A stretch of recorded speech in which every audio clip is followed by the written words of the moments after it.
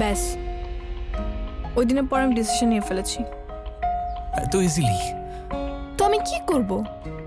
তুমি যখন আমার জন্য কিছু করতে পারবাই না, তখন আমি তোমার জন্য কেন কষ্ট করতে যাব?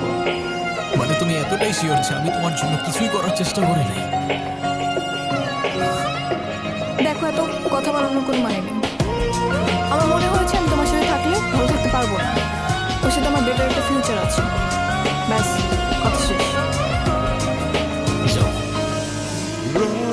মানে না বললাম না কথা শেষ, তো যাও। আমি চলে যাচ্ছি।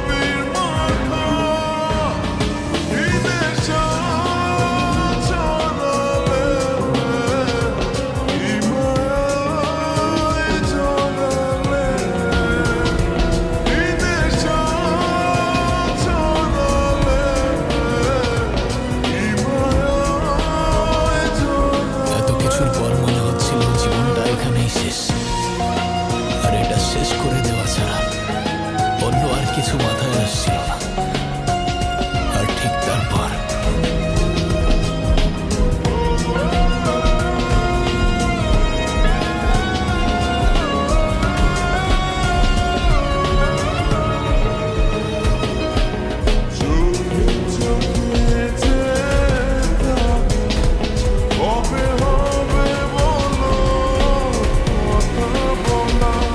रोज यूपीआई से पैसे भेजते हो, है ना? मिलता है फालतू के कूपन्स का धोखा।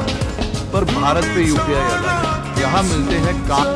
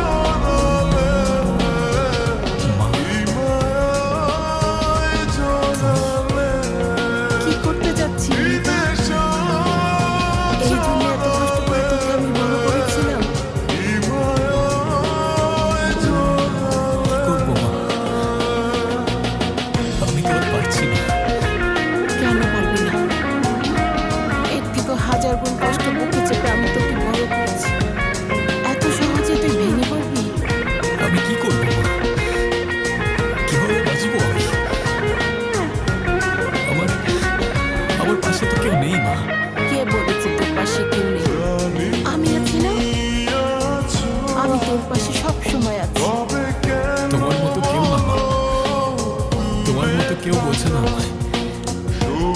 তোমার জন্য কখনোই কিছু করতে পারলাম না।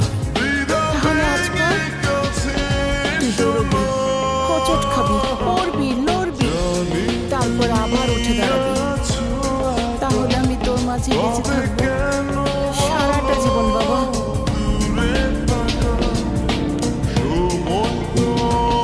এই দুনিয়াতে প্রত্যেকের জীবনে অনেক অনেক মানুষ, কাছের মানুষ, আপন মানুষ, দূরের মানুষ, মনের মানুষ, কিন্তু হয়তো শুধুমাত্র আমার জীবনের সবগুলো মানুষই আমার মা।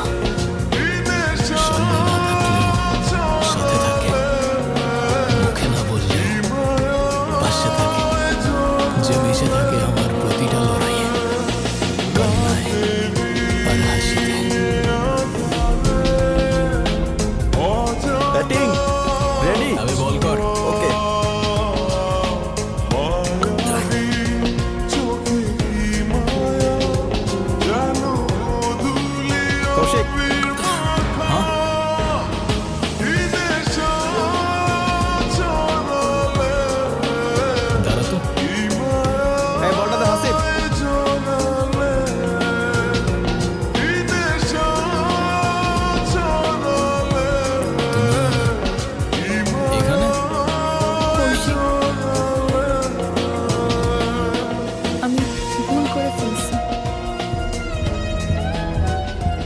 আমি মানুষ চিনতে ভুল করছি।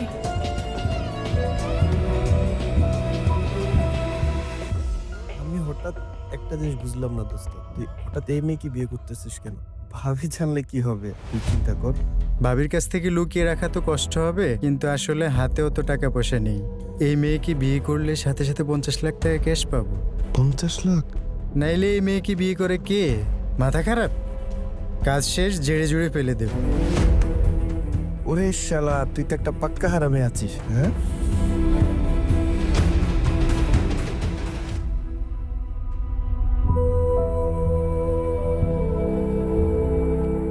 আরে মিতু শোনো, ব্যাপারটা ভুল করছি আমি আপনার মতো একটা জানোয়ারকে বিশ্বাস করে। এখন আমার নিজের উপর লজ্জা হচ্ছে। আমার মনের মানুষকে কষ্ট দিছি। আপনাকে আমি বিয়ে করতে যাচ্ছিলাম। ছি, মিতু শোনো,